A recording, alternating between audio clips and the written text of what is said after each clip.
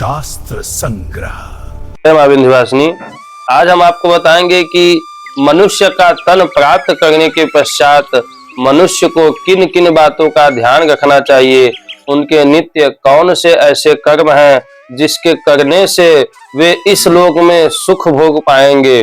मनुष्य के 6 कर्म हैं। सर्वप्रथम तो आप ये जानिए कि इस पूरे ब्रह्मांड में 84 लाख योनियों की उत्पत्ति भगवान ब्रह्मा जी के द्वारा हुआ है। 84 लाख योनियों में 9 लाख जलचर हैं, जो जल में चलने वाले हैं उन्हें जलचर कहते हैं। 9 लाख योनियां जलचर की हैं। और दूसरा है स्थावर, पेड़ पौधे वनस्पति, इनकी योनियां 20 लाख हैं। कीट पतंगे जो कीड़े मकोड़े होते हैं, इनकी योनियां 11 लाख है। पक्षीगण जो है, पक्षियों का जो समूह है, पक्षी योनि जो है, इनकी योनि 10 लाख है।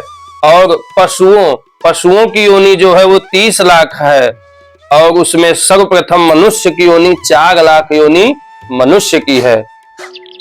इसमें सबसे उच्च स्तर की योनि मनुष्य की योनि ही मानी गई है। मनुष्य का योनि प्राप्त करने के पश्चात व्यक्ति 3 ऋणों से ग्रसित हो जाता है। वे कौन कौन से 3 ऋण हैं? देव ऋण, पितृ ऋण और ऋषि ऋण। इन 3 ऋणों से ग्रसित हो जाता है मनुष्य। और इन तीनों ऋणों से मुक्ति पाने का एकमात्र साधन यही है।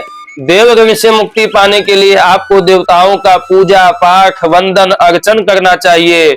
और पितृ ऋण से मुक्ति प्राप्त करने के लिए पितृ ऋण से आपके पितरों की संज्ञा दी गई है।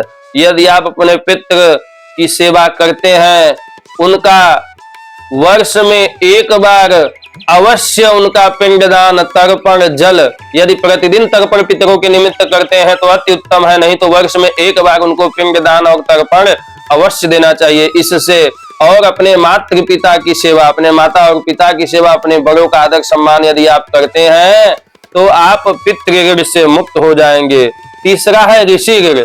शास्त्र पुराण का अध्ययन करना।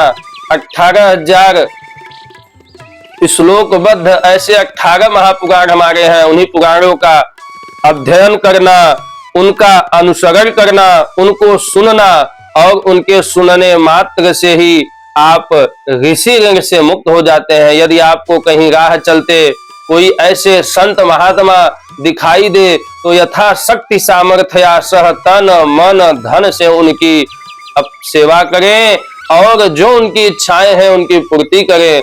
इसके करने से आप ऋषि ऋण से मुक्त हो जाएंगे। और मनुष्य का तन प्राप्त करने के पश्चात आपको 6 कर्म नित्य करने चाहिए। संध्या स्नानम जपश्चैव देवतानाम च पूजनम वैश्वदेवम तथा तिथ्यम खटकर्माणि दिने दिने।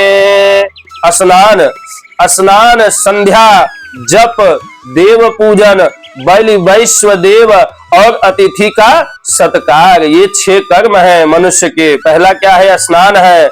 दूसरा संध्या। ब्राह्मण क्षत्रिय वैश्य 3 वर्गों के लिए संध्या बना हुआ है हमारी शास्त्रीय परंपरा में। जो भी व्यक्ति संध्या नहीं करते हैं वे शूद्र के समान माने गए हैं। और तीसरा है जप। यथाशक्ति सामर्थ्या सह कुछ न कुछ जप व्यक्ति को अवश्य करना चाहिए। देव पूजन, देवताओं का पूजन अर्चन वंदन प्रतिदिन करना चाहिए। बलि वैश्वदेव और अतिथि का सत्कार। किसी एक अतिथि, यदि आपके यहाँ कोई अतिथि आ जाते हैं तो उनको सम्मान पूर्वक आप बैठाइए, उनका सत्कार करिए, भोजन प्रसाद उनको प्राप्त कराइए। अतिथि का सत्कार, यही मनुष्य के 6 कर्म हैं जो प्रतिदिन ही करना चाहिए। ऐसे ही शास्त्र संबंधित जानकारियों को प्राप्त करने के लिए हमारे चैनल शास्त्र संग्रह को सब्सक्राइब करें और लाइक करें। अपने जीवन को कृतार्थ बनाएं। जय मां विंध्यवासिनी।